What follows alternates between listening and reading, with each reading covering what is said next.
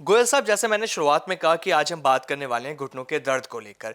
ये एक ऐसी समस्या बन चुकी है जिसमें से लोग बहुत ज़्यादा परेशान हैं। पहले 60 साल के लोगों को ही प्रॉब्लम हुआ करती थी और आज 20 से 25 साल की उम्र के लोगों को भी ये प्रॉब्लम हो रही है। उनको कहा जाता है कि आपके घुटनों की ग्रीस खत्म हो चुकी है, आपके घुटनों में टक टक की आवाज़ आ रही है। तो सबसे पहले आप ये बताइए, ये ग्रीस घुटनों की होती क्या है?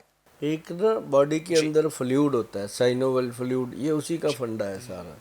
ये होता है एज के हिसाब से भी कई बार कम होता है, कई बार जी। हमारी डाइट पे डिपेंड करता है। अब जैसे मान लो यंग बच्चे हैं, उनको क्यों हो रहा है? जी। उन्होंने मैदे का बना फूड खाना है बिल्कुल। और ऊपर अच्छा। से कोल्ड ड्रिंक पीना है। हम्म। अभी जो 50-60 साल के हैं, जो अपनी उम्र के, मेरी उम्र के लोग हैं, वो जी। अभी बचे हुए हैं। क्यों? क्योंकि उन्होंने अभी पुराना खुराक खाई हुई है। आज के बच्चों को वो खुराक नहीं मिलती, वो जल्दी बूढ़े हो रहे हैं जी। और जल्दी उनके हड्डियां कमज़ोर हो रही हैं और वो सेहत को लेकर के गरीब हो रहे हैं बहुत जल्दी। क्यों? जी। सेहत को लेकर के गरीब वही है जिसकी सेहत ठीक नहीं है। अभी आपने कहा कि कॉलेज में जाने वाले लड़के लड़कियों के भी दर्द हो रहे हैं। कॉलेज में तो छोड़ो, स्कूल वालों के भी हो रहे हैं। बच्चों को खड़े खड़े चक्कर आ जाता है आजकल, वीकनेस इतनी है। तो ये है सारा साइनोवल फ्लूइड। अब फ्लूइड क्या है? पूरी बॉडी में है, 360 तरह के जॉइंट हैं अपनी बॉडी में और सभी पे फ्लूइड है। लेकिन घुटने पे क्यों इतना प्रॉब्लम आ रहा है कि अब मान लो जरा सा आपको या आपके किसी बुजुर्ग को घुटने में प्रॉब्लम हो गई तो ध्यान सीधा वहीं जाता है कि ऑपरेशन, और बात ही नहीं करते। जबकि इसके लिए बहुत बढ़िया बढ़िया चीज़ें अपनी रसोई घर में पड़ी हैं, हम यूज़ करें तो ठीक रहेगा। अभी एक बात बताऊं आपको कि जिनको फ्लूइड कम हो जाता है, घुटने में कड़कड़ की आवाज़ आती है, अब वो डॉक्टरों के पास जाते हैं, एक्सरे देखा जाता है, एक्सरे में इतना सारा गैप नज़र आ रहा है तो उसको बताया जाता है तेरे घुटने में गैप आ गया। तो वो भी कहने लग जाते हैं, जब डॉक्टर ने कहा ऑपरेशन करवा लो तो करवा देते हैं।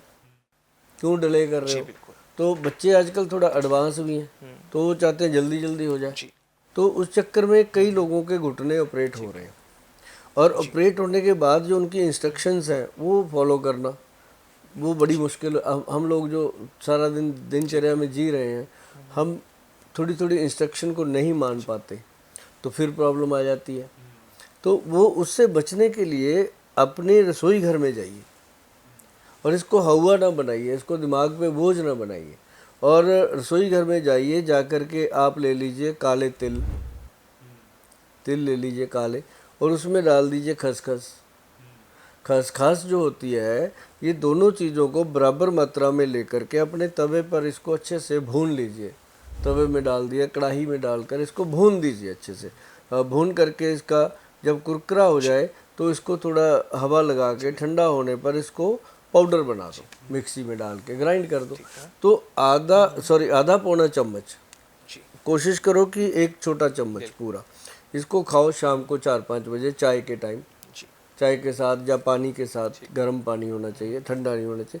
उसके साथ खाना शुरू बिल्कुल कर गोयल दो, थोड़े दिनों साहब। में जी। फ़र्क नज़र आता है। मतलब गोयल साहब, जिस फ्लूइड के बारे में आप हमें बता रहे हैं, अगर वो कम हो जाती है तो घुटने आपस में टकराते नहीं है, घुटनों में टक टक की आवाज आती है, वो इसी फ्लूइड की वजह से आती है और तभी डॉक्टर कह देते हैं कि आपको घुटने बदलवाने पड़ेंगे। ये तो लेकिन गोयल साहब, आपने एक सामान्य कारण बताया है जिनकी वजह से ये अभी प्रॉब्लम आती अभी है। अभी एक मिनट, अभी जी। जो आपने बात कही है अच्छा। कि फ्लूइड कम हो जाता है ओके। और घुटने जी। आपस में टकराते हैं, रगड़ जाते हैं और आवाज़ आती है, ये बात आपने कही है ना, बिल्कुल। और यही बात सारी दुनिया कहती है।